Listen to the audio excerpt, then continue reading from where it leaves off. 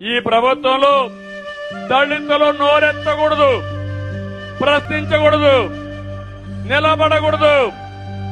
4 ఏళ్లలో 6,000 కేసులు దళితుల పైన పెట్టారు. 188 మంది దళితుల్ని వేధింపులతో, ఆత్మహత్యలతో బలి చేశారు. కోడికత్తి సీను అయితే 5 ఏళ్లుగా జైల్లో ఉన్నాడు. లిక్కర్ రేట్లు ప్రశ్నించిన వ్యక్తి ఓం ప్రకాష్ పులివెందల్లో, పుంగనూరులో శవమై తేలాడు. ఆయన ఆత్మహత్య చేసుకున్నట్టు క్రియేట్ చేసి మనిషిని చంపేసి ఆ టెలిఫోన్ కూడా లేకుండా చేసి ఇష్టానుసారంగా చేశారు. ఇక్కడే జడ్జి రామకృష్ణని ఎలా వేధించారో మీరే చూశారు. తంబళ్లపల్లిలో ఉండే జడ్జి రామకృష్ణని ఇష్టానుసారంగా వేధించి చాలా బాధ పెట్టే పరిస్థితికి వచ్చారు.